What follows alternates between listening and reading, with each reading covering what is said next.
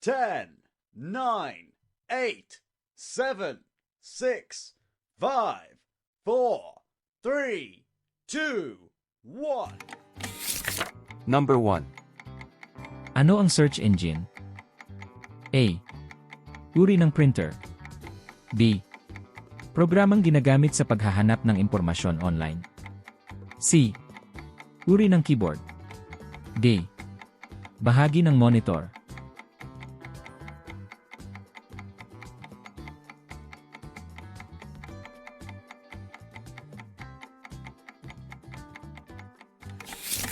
Number 2.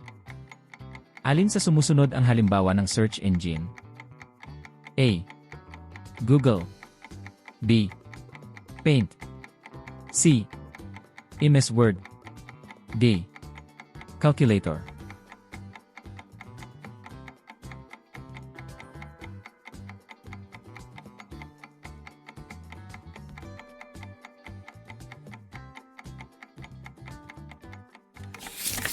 Number 3. Bakit mahalagang gumamit ng search engine ng responsable? A. Upang makaiwas sa maling impormasyon. B. Upang bumagal ang internet. C. Upang dumami ang ads. D. Upang masira ang computer.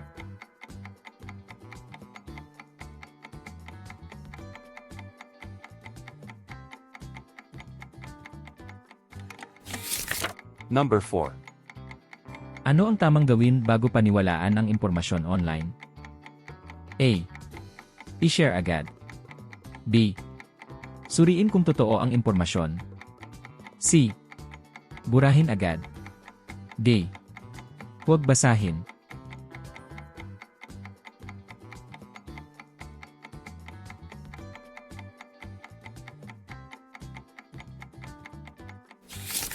Number 5. Ano ang keyword sa search engine? A. Larawan sa internet. B. Salitang ginagamit sa paghahanap. C. Uri ng email. D. Password ng account.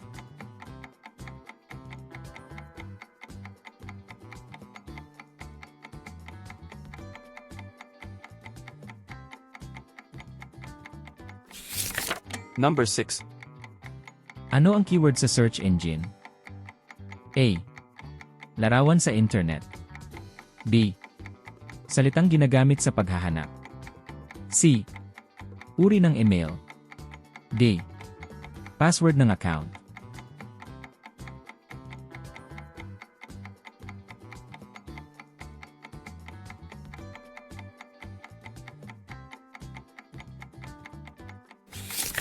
Number 7.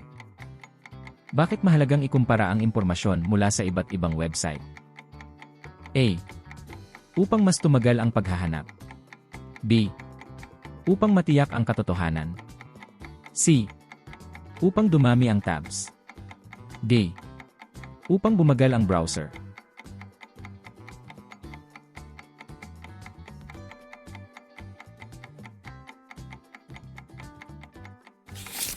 Number 8. Ano ang dapat gawin kung may lumabas na kahina-hinalang website? A. Buksan agad. B. Iwasan at isara ito. C. I-download ang laman. D. I-share sa kaklase.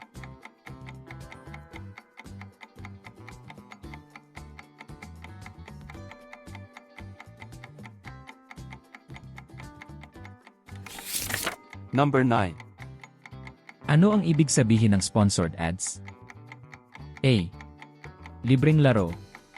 B. Bayad na patalastas online. C. Uri ng browser. D. Bahagi ng email.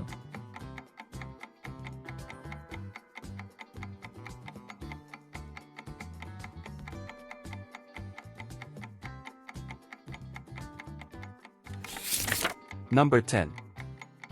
Ano ang ipinapakita ng pagiging mapanuri sa internet? A. Pag-click agad sa lahat ng links. B. Maingat na pagsusuri ng impormasyon. C. Pagbibigay ng password. D. Pagsagot sa lahat ng mensahe.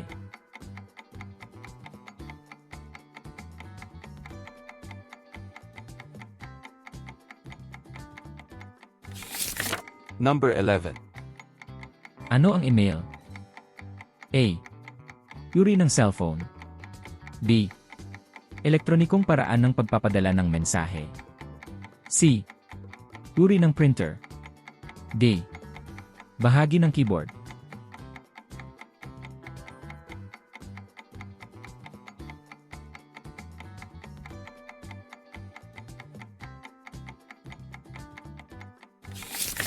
Number 12. Ano ang kailangan upang makapagpadala ng email? A. Email address. B. Lapis. C. Bond paper. D. Folder.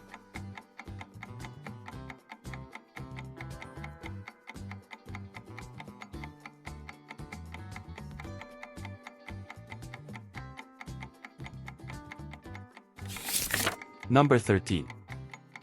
Ano ang subject line sa email? A. Pangalan ng sender. B. Maikling paksa ng email. C. Password ng account. D. Larawan sa email.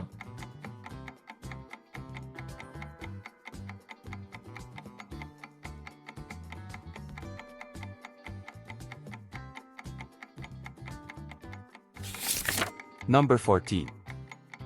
Ano ang dapat ilagay sa nilalaman ng email? A. Malinaw at magalang na mensahe. B. Mga maling impormasyon. C. Mga masasamang salita. D. Walang paksa.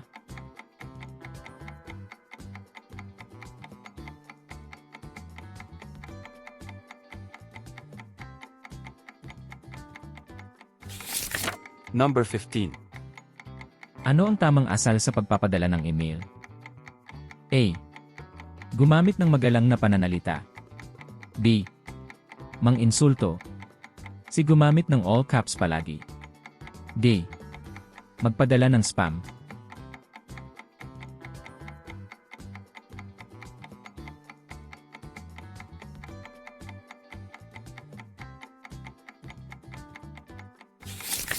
Number 16. Ano ang spam email? A. Mahahalagang mensahe. B. Hindi kailangang o mapanlinlang na email. C. Email mula sa guro. D. Email ng kaibigan.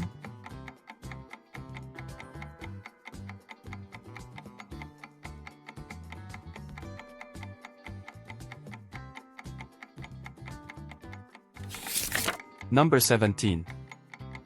Bakit hindi dapat ibigay ang password sa iba? A. Upang manatiling ligtas ang account. B. Upang dumami ang kaibigan. C. Upang bumagal ang internet. D. Upang madaling makapasok ang iba.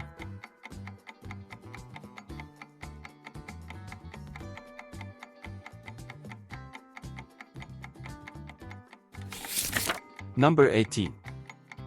Ano ang dapat gawin bago mag-send ng email? A. Basahin at suriin muna ito. B. Ipadala agad kahit may mali. C. Huwag lagyan ng subject. D. Burahin ang pangalan ng sender.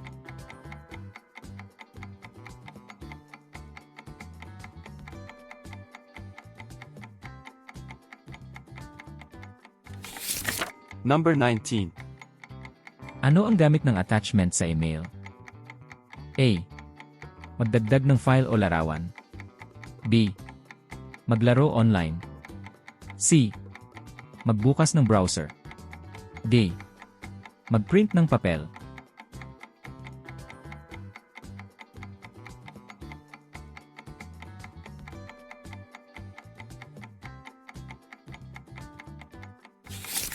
Number 20. Ano ang dapat tandaan sa paggamit ng email? A. Maging responsable at maingat. B. Magpadala ng chain messages. C. Ibigay ang personal na impormasyon sa lahat. D. Gumamit ng masasakit na salita.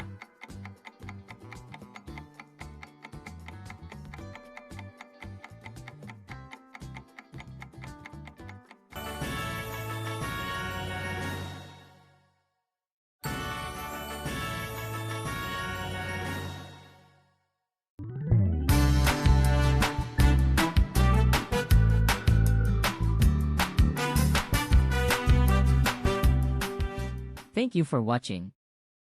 Please like, share, and subscribe for more lessons. Don't forget to hit the bell. See you in the next video.